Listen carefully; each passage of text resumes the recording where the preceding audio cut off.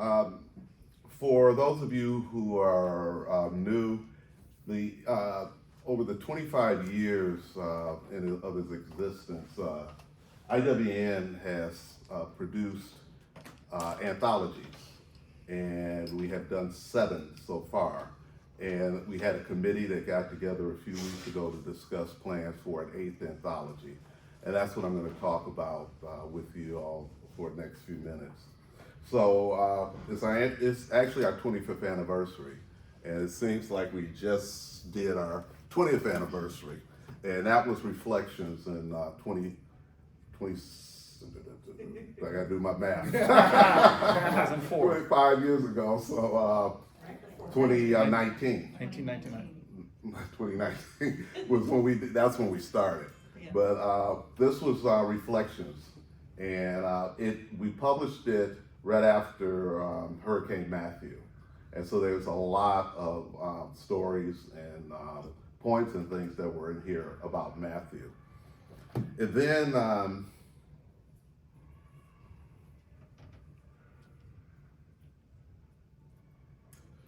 in 2021, we published Ripples.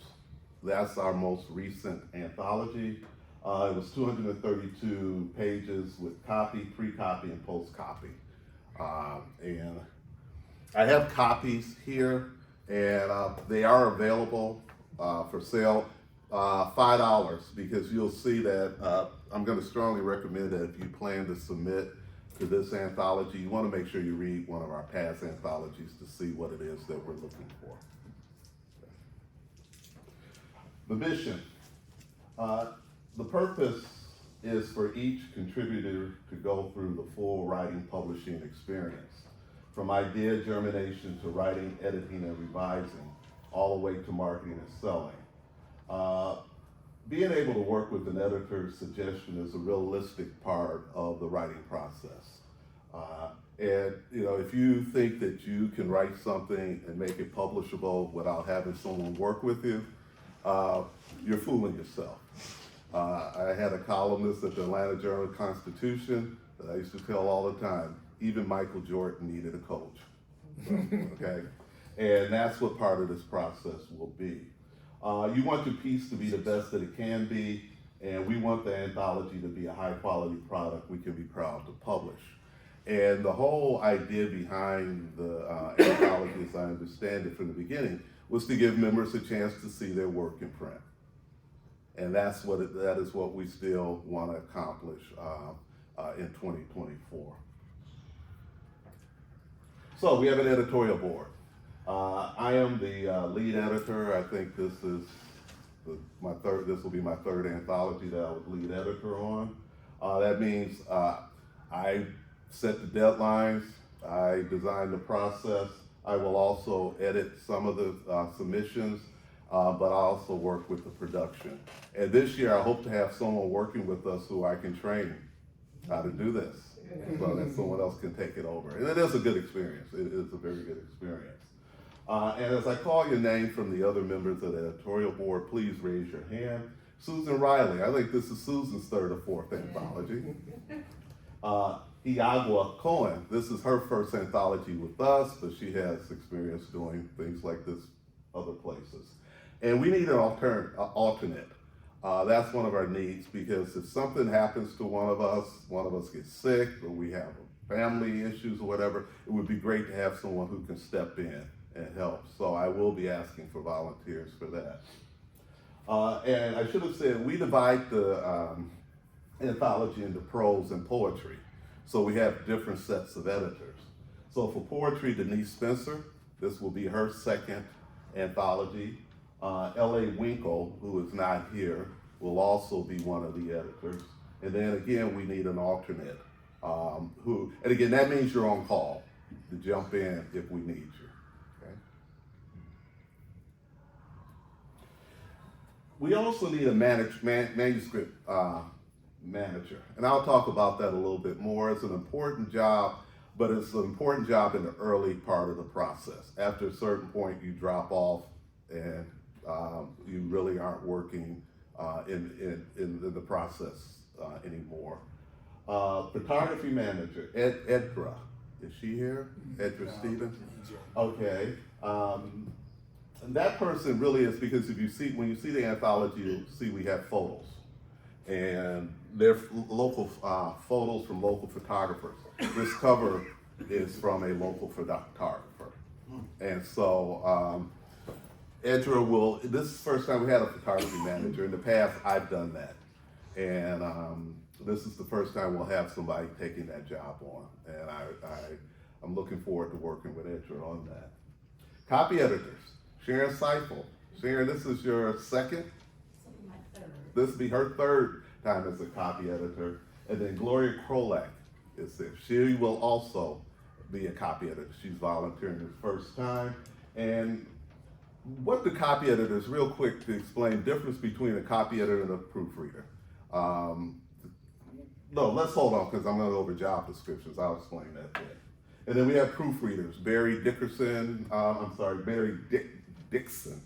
has been a proofreader for at least 4 anthologies. And then Sue Harris has also volunteered to do it this time. In the past, Norma has been one of our proofreaders for, I don't know how many anthologies you did, Norma. I was editor for the first 3 and then Okay, she did. I never do that. Okay. And then sales and marketing is something a little different too. In the past, we had what was called a book distribution or something. I forget the title. Something like that. And what we've noticed with Reflections, we had a very aggressive marketing effort, and we were able to get the book into local venues. We were able to get them with real estate agents. There was a lot of one-on-one sales. Ripples came out during the pandemic, and so it wasn't much we could do publicly, so most of the books were sold to members, bought them and as gifts for their families. And so we want to get back to where we can do a better job of getting the book out in the public. And Billy Douglas, has volunteered to do that. And Regina Soletti, where it says anthology readings, what we also did was we would go into the, I always want to call them senior centers. nursing homes. Hmm? Nursing homes. No, not nursing homes, assisted living centers. And we would go in and we went to the ones on the island, and a group of us would go in and read, and it went over very well. And often we would sell books there. And so Regina has volunteered to do that again, take on that. Okay. Needs. So like I said, we need a manuscript manager. And basically what that person would do is collect the submissions via email, take the names and personal information off, because we do a blind selection process. The editors who are picking what goes into the anthology has no idea who wrote what, but we need somebody who can sort that out. And then they create their several different files and grids that we have, and all of that's been created, so it's not reinventing the wheel. But it takes somebody who is comfortable with Word, comfortable with Dropbox, which is what we use during the process, and also someone who's organized to pull this together. And so it is a critical position, and we figured that you're really going to be needed from March through probably early May to help us in that process. So if you think you fit that bill, you have questions about it, want to talk to me, see me after the meeting. Okay? But it is a critical position, and also it helps you if you are someone looking to publish. A lot of times it helps to be able to organize your own work, your own materials, so that as you are working on your book, you know how to go back and find things, how to track yourself, how to trace, how to set up your deadlines, where you're at. And so it is a good training, a good place for training. We need one prose editor, as I said, one poetry editor, and it would be great if we had one more copy editor. The copy editors are busy in July and August, because that's when they are getting the work. And really the copy editors are only working with prose. The copy editors do not touch poetry, because the poetry is special, it's unique. People use different spellings, punctuations, and what have you. that you wouldn't have to have an editor work with. And in sales and marketing, Billy can always use help there. Yes, Norma? James, are you going to be using the Chicago? Yeah, I'm getting to that. Yeah, thank you. Thank you. I am going to get to that. I got your email about the sales and marketing. Mm-hmm. Is that part of what you're? Yeah, that's what I was talking about. I just didn't want you to see this here and say, what are you talking about? Yeah, that's okay. Okay. Job descriptions are here. If you're interested in being an editor, we are looking, you do have to be experienced with working with people, coaching, editing writers. That may, we look for former editors, English teachers, MFA graduates. People are used to giving, coaching people and giving tough comments and encouraging you to rework your manuscript, because again, we want it to be the best it can be. Copy editors are sticklers for correct grammar, punctuation, etc. As Norma said, we use, and they need to be comfortable using the style book. We use the Chicago Manual style. And if you say, I don't need a style book, if you're a writer, you need a style book. And this is the one we use because this is really what a lot of magazines and publishing places use this manual. There are others that are for technical writing, academic writing, science writing. Those are all there, but this is the one we use. Told you about the photography number. The difference between a proof editor and a copy editor, and I finally got the organization convinced we needed two different roles. Proofreaders, we need them after we've submitted the book and have gotten proofs back. And what they do is they go through the proofs to look for misplaced extra spaces. We don't have numbers in the right order. A story didn't jump right. And we have tales, of course, where we miss things. The other thing about publishing, you're never going to get it 100% correct. Okay, there's always going to be something when you look back that wasn't correct. But we try our best to make sure we get it as clean as possible. And that's what we need proofreaders for. And really, that's Barry's not here. Norma, what was it, a couple of days? How much time did you spend when we get the proofs to you? Yeah. And you're really, trying to be very careful, because you're not just reading and it's kind of getting into it. Right. You have to be very specific, trying to catch errors. It's intense. Yeah, Right. it's tedious. It's not for entertainment. It's not for entertainment. But it is, again, it's a good one, a job to learn. Copy and cover and title. LA and Billy are actually going to handle this. And what we do is that we will come to you in the next week probably with an email asking for suggestions for the book. We do not have a theme. We tend to want it to be low country, the diversity of the low country. We welcome those, but we do not say it has to be that. So the title is not going to be based on a theme, but we would ask that it would be a title that would be attractive. In the past, we always wanted to make sure the cover, the title, was something that would attract women's attention, because they tend to be, our marketing experts at that time told us that's going to be your biggest, they would be your biggest buyers. And so what LA and Billy will do, will come up, we'll send out an email and we'll ask you for suggestions. Be as creative as you want, and then we will look at them, we'll narrow them down, we'll bring them back in March. We'll actually bring them to the organization for you to vote on some form of names and what have you. And you say, well, what if all of them are yucky?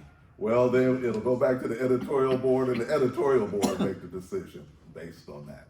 We actually had to do that with the cover last time because a lot of the photos just weren't working. But they will also work with EDRA, who will be sending out a message to the local photography club that were seeking photographs that could work as a cover. And then later on, we go back to the photography clubs for photos inside. Mention the manuscript manager and the marketing and sales. So, deadlines. The deadline for publication is October 25th. That's when I hope to finish loading everything up to KDP Publishing, which is who we use to publish the anthology. The submission deadline for prose and poetry will be April 5th. And that's the other thing, you have to, if you're gonna publish, you have to be willing to deal with deadlines. And a deadline is a deadline. Is that the edited version or just the first submission? That's the first submission. First That's submission. the first submission, yes. We will accept 2 prose pieces, maximum of 2,500 words each. You can also submit up to 5 poems, okay? Now, what I will say though is you do not have to submit 7 pieces just because we say we will take 7 pieces. What we want is your best work. And I would also suggest that it's something that you probably already have been working on, or maybe you finished. I mean, for example, I'm gonna go back through things that I've read at open workshop or other situations to see if I want to submit them for the anthology. And so, I mean, if you're fast and quick, you wanna write something new between now and April 5th, feel free to do it. But you wanna make sure, and as Eric said, the workshop, if you have not gone through the workshop, I would recommend that if there's something you're gonna submit, you read it at a workshop this month or in March so that you can get some critique that way also on what you're turning in. You must be a paid member by tonight, okay? And so if you're interested in this and you wanna do it, yep, do what that young lady did right there. Get your money out or write a check. On that note, when does it, I paid in September, so when is the year? Was that just for last year? No, It's already September, it's paid it? September through, what is it, July, I think, or September, yeah, Okay. yeah, September, so you're good, If you are a paid member, you're good, Okay. okay?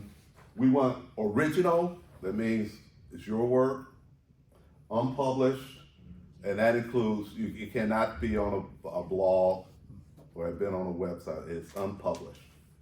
So it can't And be on the poetry trail either? no, not on the poetry trail either. So it can't be on your own blog or your own website either? Mm-mm. Because again, as we've talked about before, it's more because it really is more for you because there are a lot of times people will say it's been published before if you want to send it somewhere else. So. AI, no AI. This is the first time we've ever put this in there, but no AI. It has to be your work and not computer generated or anything like that. Why? Hmm? Why? Because we want your original work we're trying, this is a learning process. Human generated. Yeah, human generated. This is a learning process for our writers. Plus, computers don't have much of a life. Yeah. I'm sorry, go ahead. You said there's no theme or whatever. Right. So I come up with something about, let's say, I don't know, business something. Somebody else writes about the beautiful trees out and the other, it still goes into one. It's all Yeah. one. We have had science fiction, we've had horror, we've had romance. All in one. All in one. You wouldn't believe how many romance stories we had in Reflections. We know what people were going They're through. generally put together, the Yeah. editorial team. Yeah, Yeah. we'll organize it in a way. In that sections. It's almost like different sections Different within it. sections. I see. Yeah, okay, Yeah, I've been the Yeah, one that's. that's why you got it. Organized the last 5. right, yeah. That I was a have good addition. two of them, I That's just- more organized. Yeah, we organized. You never know. Hi. Okay. I thought it was about tourism or diversity. No, we've had tours, I mean, it's all over, it's all over. Let's see, like I said, it's a blind selection. And each author selected for publication will be assigned an editor. That would be me, Susan, Hiagra, Denise, or LA. LA and Denise, when you submit poems, and the other 3 for prose. And we're gonna work with you on your manuscript. We will offer suggestions to you. We will guide you through the process, make suggestions of where you can edit, trim, where you can modify. If we think there's a problem with your theme and you're not focused, you haven't focused your story, we will make those suggestions to you. Now, it's up to you if you want to consider our suggestions. but it's also up to us whether or not we want to publish your story. Okay? And we do have, right of first, if we say, we come back to you and ask you to fix it and you say, well, I'm not, or I disagree with you, or what have you, we will discuss it. We'll discuss it in the editorial board if an editor comes back, and we will make a decision whether or not it's published. Okay? So the blind piece, so that person does not get involved until then. The blind piece. What do you mean? Meaning that, you said your submissions are blind. in other words. Right. So. Oh, you mean the editor? Right, so if you're discussing and giving us feedback, let's say Well, see, we'll know who you are by then. The blind submission is just to turn it and be, by. the first, the April Yeah, to 5th. get it by April 5th. Ah. So that then we will rank and grade. That's where we decide. Oh, then- We read and we decide whether or not we're going to use it. Got And then once we decide, that's the part I didn't say. Once we decide if we're gonna use it, you are assigned an editor who will work with you on the process. Thank you. Okay. And then we have submission guidelines that we will put on the website that goes much deeper than this. This is just highlights, the things that, but we have specific format requirements. You have to use Times Romans. You have to use certain font. We ask that if you submit it, it has to be a Word file. And so there's a lot of requirements that we have. We also have a editing guide, in addition to CMS, which you'll know, a lot of publications also have their own style guide. And we have a style page that Sansine created, and I added some things to it. And Sharon has added some things to our new one, has updated it. And we will share that with you at the time, so you'll know. Because, it's gonna be a lot of things you make. Things like M- versus hyphens. Things like you do not put double spaces after sentences. When we were kids, we were taught you always double space after a period. No, not anymore, because in computers with Word was not set up for that. We use the Oxford comma. Okay, so if you're those of us who were journalists, we were used to writing with, in a series, we would say red, comma, white, comma, and blue. We would not put a comma between white and in with the Oxford comma, there's a comma between white and. Little things, but they're things that those are the kind of things that we ask. And hopefully if you use the style guide, those are things that your editor will not have to worry about fixing when they can work with you on more of the deeper things that need to be done. All right, any questions? How soon is that all gonna go out and come to me for the website and et cetera, and et cetera? Let's talk about that, because you're talking about the submission guide. Submission guide you'll probably get that by the end of the week. Okay. Yes, ma'am. Is there a minimum submission for the prose? Minimum Up to number of 2. words? No, the Minimum. word count. Yeah, 2,500. Is Minimum. there a Minimum. No. We worry more about maximum than we do minimum, because the maximum is more of a problem. Okay. Yes, sir. If you have an idea for a photo that can accompany your work. Very good. Can you submit a photo also? Yes, if you have photos that will enhance your writing or your poetry, you can do that. If you look at, there are several in Ripples where, I think it was LA, submitted photos to go with our poetry. Other questions? Well, you all are an easy group. Well, I hope everyone take advantage of this. In the past, what we have tried is to make sure that everyone who has submitted something gets into the anthology. That has been our goal every time we've done this. And so if you don't feel you shouldn't submit because you've never published anything before, all we ask that you be willing to work with an editor to get your work to to make it publishable if you think you have a problem with that. All right? I do have a question. Yes. So I put something new out to the group, and let's say I can't use that for an ongoing book that I'm writing. I'm in the middle of, let's say. So then I submit a piece that goes to the anthology. And it's part of something bigger. Yeah. We've had discussions about where they and it's been more with fiction concerned that there are publishers that, let's say it's a chapter in your book that some publishers may consider that you've already been published because of that one chapter. So that's what why I was, we that's what I was encourage- thinking. Yeah, that's why we encourage you not to submit work like that, because we just don't know, and we'd hate for you to lose an opportunity because you have a chapter published. Got it. It's pretty easy to take a chapter and completely rewrite it though. Yeah. And Yeah, it's different than it would be when you submit the book. But I don't know, it depends if it's the same, unless you're gonna change character names, you're gonna change plots and all of that.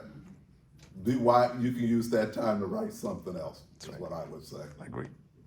Okay. Yes, ma'am. How are you going to be able to tell whether it's human generated or AI generated? I've asked myself that same question, but I think I know personally, I think Susan will probably also say, I'm gonna put some words in your mouth, Susan. And any of us who have worked enough with writing and words that we probably can pick up nuances, in the writing. And I would say I would hope that nobody in our group Yeah. would do that anyway. I mean, why do that? The whole point of this publication is for you to get your work published, so, Yeah. we're all part of this membership. I can't imagine anyone would Well, I think can't, but. Why imagine? Writers do a little strike over. In answer to that question, Because they don't get replaced. I found that there was a writer in my other job, in my other life. There was a writer who sent in a submission that I suspected was AI because it was just too clean from what they had previously submitted. So I took the topic, let's just say it was knee replacement, because it was, and put that into ChatGPT. Tell me, and whatever it was, give me 5 points about the reasons I should have knee replacement. And got back some of the same language. There are also And so I some didn't kinds of accept it. things that you could use to check what documents or Yeah. manuscripts to see if they are AI. Yeah. English teachers know that. Okay. Well, thank you for that question. All right, so I'll be around if you have any questions.